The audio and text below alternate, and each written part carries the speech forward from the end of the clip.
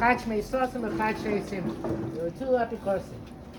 One was named Sasson, one was named Simcha. And they had a machlokes, who's better, Sasson or Simcha? And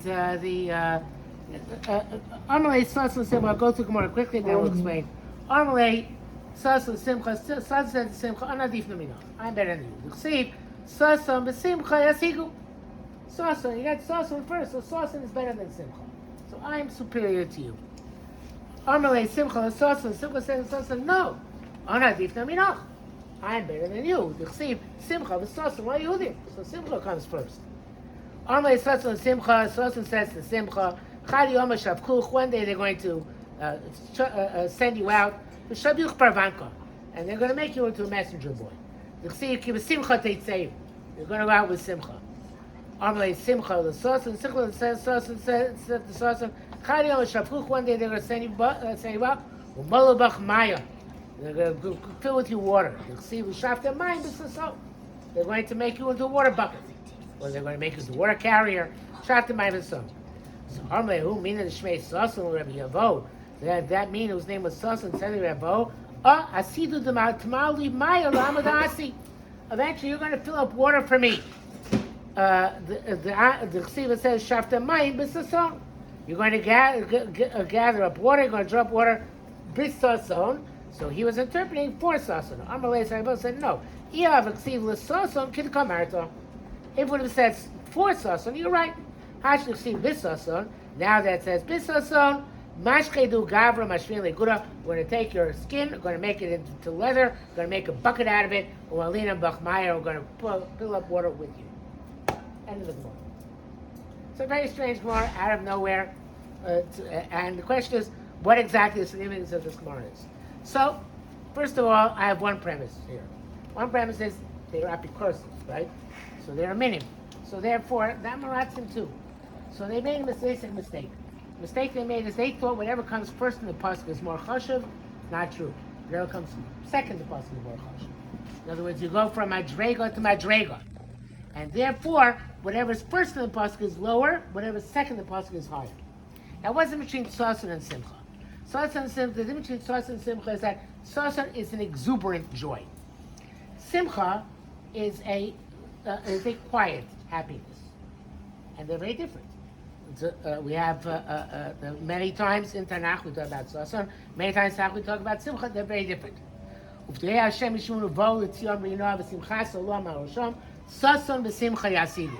Right, there's this idea of sometimes Sason is an exuberance which precedes Simcha, which precedes a quiet happiness. Sometimes quiet happiness leads to exuberance. The question is one of them better? Is one of them superior to the other one? And this is the machlokes here. These two meaning are having. What is better? What is superior? But again, what they felt was completely different than what we understand to be the case. So let's see their machlokes. What exactly they're talking about. So they say, one says, first you get what's better? First you get Sason, but then Sason leads to Simcha. Now, according to this pasuk, Sason is a tool to get the Simcha.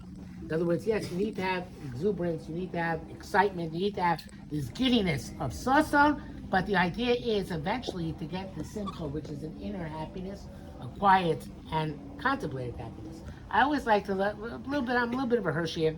I like connecting words which have similar sounds. And the word Shama and the word Sameach are almost the same. Ches and Hey are interchangeable. So therefore you get Shin Mem Ches, Shin Mem Hey, they're very similar. And the Baal Shem Tov says, B'makom shemachshavto shel ha'adam, sham hu kol ha'adam. In a place where a person's thoughts are, that's what the entirety of a person is. A person who's besimcha, he can be besimcha anywhere. Sason, you need to have a keyboard to have Sason. It's not so easy to have Sason without. That's why halacha you're supposed to have. Not supposed to get married unless you have musical instruments. For that kind of Sason, you need to have a special type of atmosphere. But Simcha, mitzvah it says Rav Nachman, what does it mean to be besimcha? That you can be anywhere, and you can put your thoughts somewhere. You can put your thought into the Beis HaMikdash, which we have here on the wall, and then Sham Hu Kol Ha'adam. You can put your thought in other places too. But if you want to be b'simcha, you be b'simcha anywhere because of makam shemashapto adam shamu kol adam. Put your thought in the right place. You can be b'simcha no matter what situation you find yourself in. So this the Sason b'simcha yasigu. Sason is a tool for simcha. Amalei simcha Sason. Simcha says to Sason, no, ona adifna minach. I'm better than you. D'chsiv simcha b'Sason laYehudim. Now this was in Persia, right? This is the time of Medina, Simcha v'Sason laYehudim. So of course there was different. Simcha v'Sason laYehudim. First they had the Simcha of knowing how Kadosh Baruch Hu answered their tefillos, right? That Haman was destroyed. Later on they got to the Sason, right? The Sason came afterwards when they were able to actually then manifest that Simcha in action and in practice. So there's obviously for the Sason came first, and then afterwards the Simcha came first, and afterwards the Sason. Amalei Sason the Simcha. Sason said to Simcha, Chad yom shavku v'shavuch parvanka. One day they're going to make you a messenger. Yichsiv b'simcha teitzeu. The b'simcha teitzeu taka. Wherever a person goes, they have to go b'simcha. You need to take Simcha with you. You can't. Simcha is something which you can't. Again, Sason. You need to have special circumstances. But b'simcha teitzeu. Anywhere you go, you can go b'simcha. Now, I'm a calculist. I'm not able to experience this, but there are people out there who are actually able to go and be b'simcha always because they know they have a relationship with the Kodesh Baruch Hu, and they're able to say, me and Kodesh Baruch Hu, we have a relationship. Ashreinu matov chalkeinu. Wherever I go, keep b'simcha teitzeu. It's something which everybody, one of us has to work on and try and actually you got this expired, so you're a step ahead. So the idea is that keep a simcha teitzeu. Armei simcha l'sosim kad yom shavchu chimalu bach mayel. This is shavtem mayim b'sason. So one day they're going to take you and they're going to draw with you water. And the Min himself said to Rabbi Avo, you're going to shavtem mayim b'sason. As if it says shavtem mayim b'sason. What's the Min saying? The Min is saying, what's mayim? What's mayim? Mayim is Torah, of course. We know that. Water is always Torah.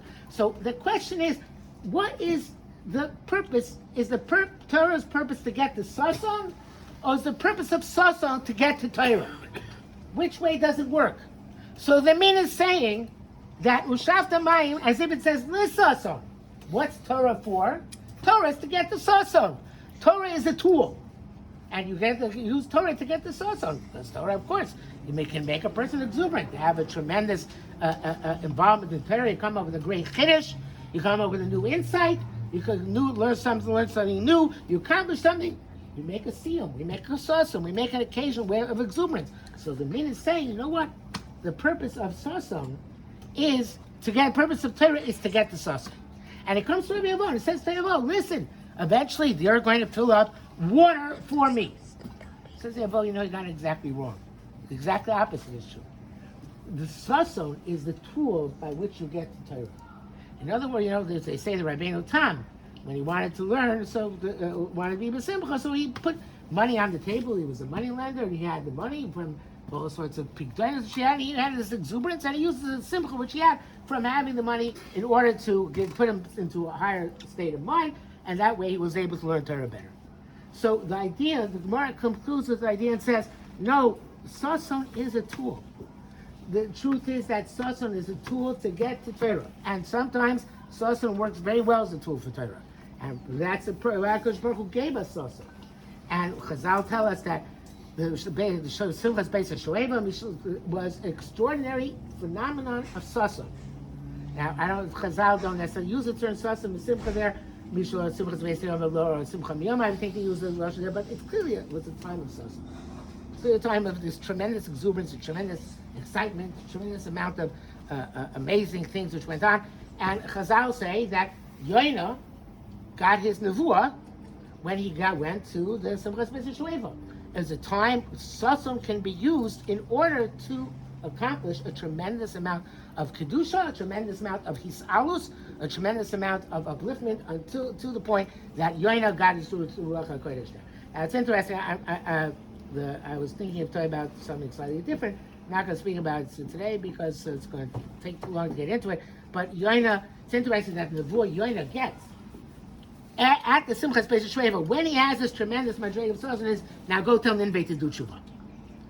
And that's why he went immediately, the Yerushalmi says, he went immediately to Tarshish.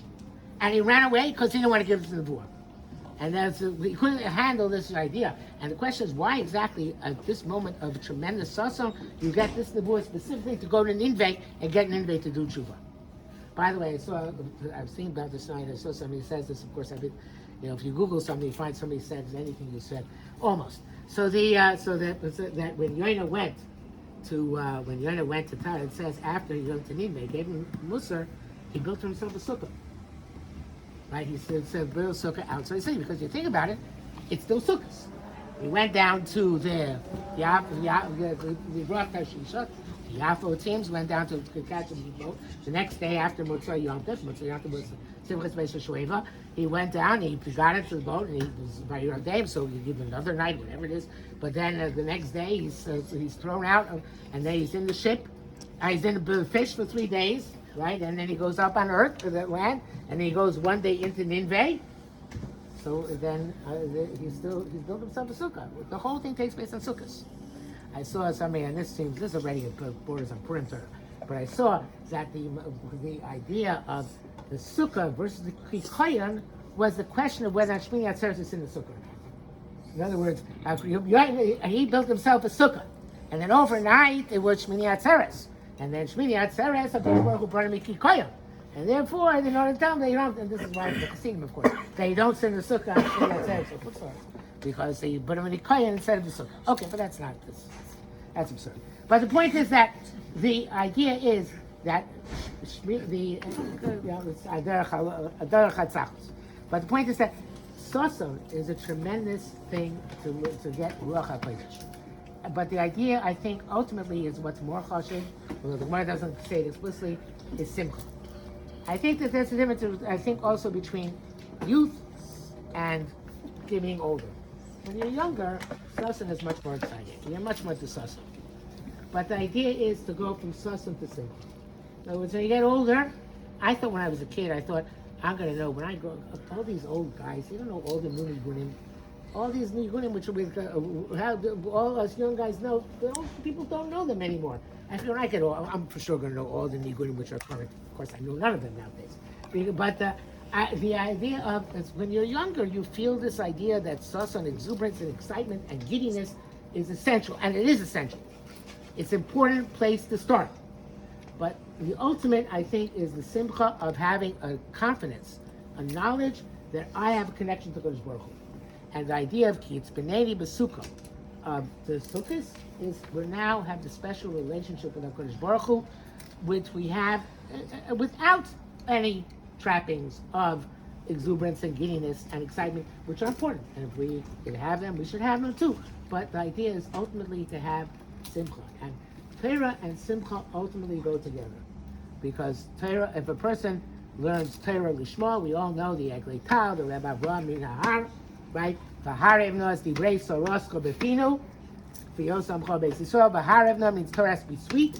We have to enjoy learning Torah Lishma. When you do a mitzvah Lishma, that means you enjoy doing the mitzvah. I once was giving a Rosh on I don't remember Shabbos Agolo, Shabbos whatever it was, and I quoted Rav Esther. Rav Esther says that why does the Navi Yeshaya stress Einik Shabbos in conjunction with Shmiyah Shabbos? He says because if you don't enjoy Shabbos, then you're not doing Shabbos Lishma. A mitzvah done Lishma, it has to give you Simcha. So there was a guy, a real Litvak, from a very chashuv Litvish family in the audience, and he said, "You're wrong. I hate Shabbos. I'd much rather be on the beach, and I can't stand Chulant. And I keep Shabbos anyway. And that's Lishma." And he's wrong. That's not Lishma. Because Lishma means you have Simcha from doing mitzvahs. That this gives you the chiyus, which you feel from doing the mitzvahs, gives you a special sense of Simcha, a sense of profound inner happiness and profound inner joy.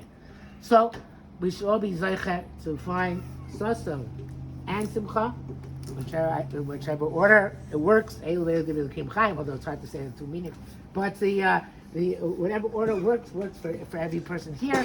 But we should all be zeichet to find Sason and Simcha and to do our mitzvahs and to be able to learn Torah, lishma mitech simcha, and take away from the Sukkah this idea of ever we find ourselves in makom to machshav sham shamukom adam, to try and put ourselves in a place of simcha.